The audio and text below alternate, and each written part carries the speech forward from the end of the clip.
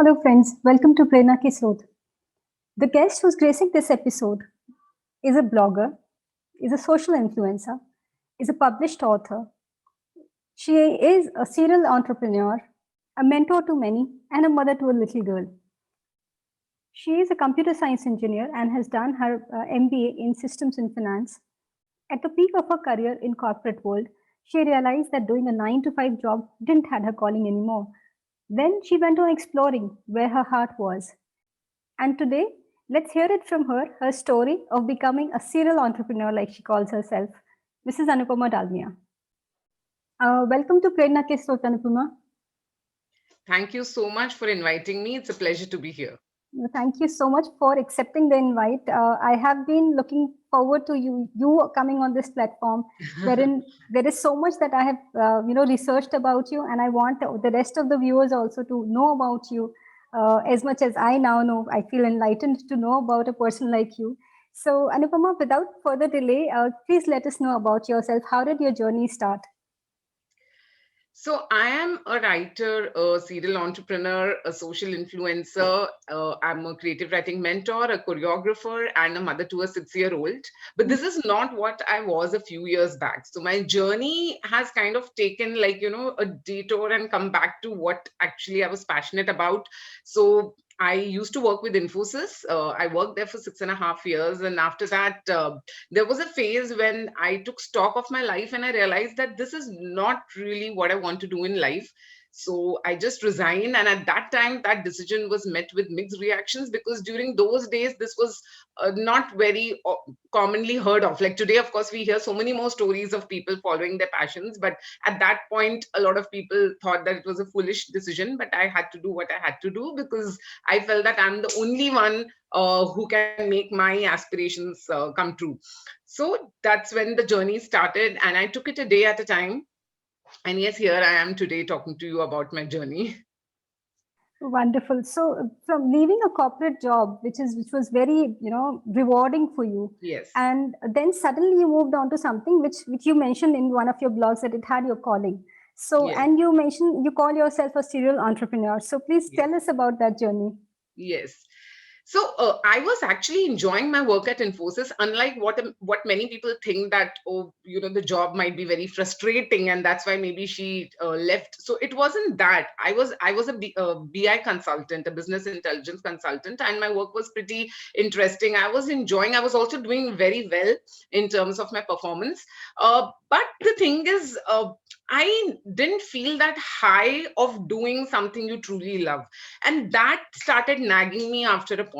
So I remember it was August 2012, when I had come back from a major event, which was where I had represented Infosys. And when I came back, that's when I started feeling that why is all this not giving me that kind of kick, from within? And so that was the transformative moment for me when I decided that no, I should follow what truly I want to do, because I felt that if not now, then when, right? I mean, there's I know that yeah, once a certain phase passes, probably I would become more laid back about it. So that's why I thought that okay, let me try and see. It is a risky path, but I mean, I was like, I have to take that risk. And so I actually started with dance, because that's something I've been always passionate about. And I started taking dance classes, I started choreographing. Then, when my daughter was born, I started writing. So it was my husband who actually pushed me because he felt that you really write well, so maybe you should take it up professionally. So that's how the writing part of it started. And then I became a creative writing mentor. Beyond the Box happened. Then, in parallel, when I had resigned, I wanted to make my mom's dreams also come true because I thought that she has spent her entire life just behind us. And I realized that yes, she was also a woman with dreams, but during those days, we all know how it was. So I thought that let me take it upon myself to help her achieve that. And that's how Tingle Your Taste Buds happen, which is our cookery venture, which both of us run together. And that is why the term serial entrepreneur, because yes, I have been serially starting a lot of ventures of my own. I also have my own non-profit called the Building Bridges Foundation, as a part of which I've been helping a lot of women build different skills, like it could be related to their financial planning, entrepreneurship, the way they can use social media to leverage their business, and lots more we've been doing on that space also. Wonderful, wonderful. So this is the reason why I thought that a lot of women, especially around this time of the year, Women's Day, should get to know about you.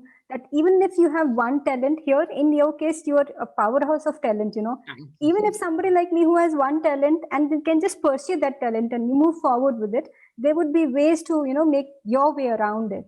So, Yes. how do people, those who want to make something like this, like if there's a normal person who wants to now start a venture, how the person should go about it? Yes, that's a very valid question and very important question, because I come across many women who have great ideas. They have great, creative visions and all of that, but sometimes they just don't know how to go about it. Like they don't know what's that first step that I need to take. I want to do this, but I really, they come to me also a lot of times with that question, that how do I go about it, Anupama? So what I would say is that the first step is to get over your mental hesitations and inhibitions, and just first of all decide that I have to start right away. No postponing.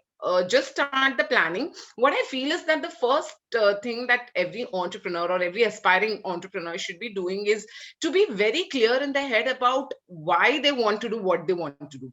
That vision of what kind of an impact you want to create, what is the kind of a unique selling point that you want to provide. It could be any field you're in, but there has to be something which makes you stand out, because in today's times, for every thing there are like multiple ventures, right? There's so many companies under like any industry you take.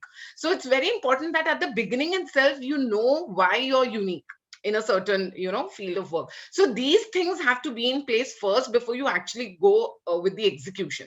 Once you have that clear in your head, that okay, this is why I want to do and this is the kind of impact that I want to create, then you go about with a short up plan. So my recommendation generally is to not plan too long term and to not think too far ahead, because I think last year COVID has all the more proved that we all can never predict what will happen in the future. So instead of worrying so much and thinking too much about many years ahead, just start with short term goals, and just go with, okay, over the next 6 months, this is what I want to do. Today I launch my venture, today I announce it, I go about registering it, and then this is my social media plan to spread awareness, this is how I want to reach my customers. So go a bit by bit, I would say. So that's how I do it in my own journey. Always, that's how I've been doing, that I take each day as it comes and I always focus on the next step. So that's my suggestion, that when once you know what you want to do, just go one by one with, in terms of launching, there's registering the business, you need to take care of some basic business operations. So you need to plan how you want to do it at the beginning. If especially the small scale entrepreneurs, you may have to do a lot of things yourself at the beginning, especially because obviously you're so slowly scaling up. And so I think the attitude should be that I'm ready to learn and do anything. That's very important in today's time. So yeah, that's what I would say, and just go with it. One very important suggestion I can give is build network with other entrepreneurs. Interact with them. There are a lot of wonderful communities on even Facebook where you can actually learn more. So do that, like be a part of these communities, network with other entrepreneurs. You'll definitely learn a lot from them too as you proceed in your journey. Superb, superb. I think this is a whole lot of information that our friends would have got now. And like you mentioned that you're running an NGO, and I Yes. have seen a lot of work that you've done for social influencing with some concepts Yes. that you're working with. Yes. So how about telling us about that? Yes. So a lot of people don't know that one of the reasons why I resigned from Infosys, of course, apart from the fact that I wanted to follow my passion, was also because I wanted to work on the ground in the social space. There was a point when the Nirbhaya case happened. I remember I was like, I am not going to sit at home and crib. I will go down there and do whatever I can, at least so that tomorrow I feel the satisfaction of having tried to make an impact. Of course, whatever we all do is going to just be a little contribution, but that's how I started. That's how that thought came into my head, that no, I have to start doing something on the ground. So I started volunteering with an NGO at that time, and I was working on the rehabilitation of human trafficking victims. So when I started doing that, I changed so much as a person. I think it completely changed my personality, the way I I was looking at life. And then there was no looking back. Once I started that, I knew that, when we do something, say, for the society, we are actually not doing it for the society. That's when I realized that this is actually for me, because this is making me better as a person, and I'm not doing anyone a favor, because the society is integrated. So when I'm working towards doing the basic minimum for the society, this is something which I feel is my responsibility. And that's when my perspective also changed, that this is not about doing anything for anyone else, and this is about me, about growing as a person and evolving as a person. So slowly I started working with a lot more women later also. When I started writing, I had many women reach out to me as well with their issues, and informally I started helping them. Then slowly, to streamline all that I was doing, then I started with my non-profit. And today I can say that yes, I've interacted with close to 200 women, helping them on various aspects. Like, say, we do sessions with an expert on financial planning, say, for example, because finance is something I see that a lot of women, even if they earn, they aren't allowed to, or they are not involved in the financial and economic decisions at home. So their own financial planning, it could be related to their mental health, it could be anything else, like all of that. I have done so many sessions on entrepreneurship and social media as well. So all of this, we of course do it for free, because it's a non-profit. And yeah, that's how that whole thing has been happening. And I just hope to make more difference, to the lives of these people, because again, like I said, it is about making me find my own value, actually, more than anything else. And right now, I'm also working in the social space outside of my own organization, in the sense that I'm the advisory board committee member for a few NGOs like STEM Bala, and Humans of Safe Places, a lot more other organizations where I'm mentoring them. So yeah, it's a very important part of who I am, I would say. Wonderful, wonderful. And, I feel extremely happy and delighted to have known you as a person. And now, Thank with you. this space being shared with you, I'm sure a lot of other people will get a lot of information from you, and inspiration also they'll be able to seek. One message that you want to give to all the fellow women and men also out there, because they also need to be sensitized and educated and empowered the way that they have not been done in last so many years. Yes, So true, true, true.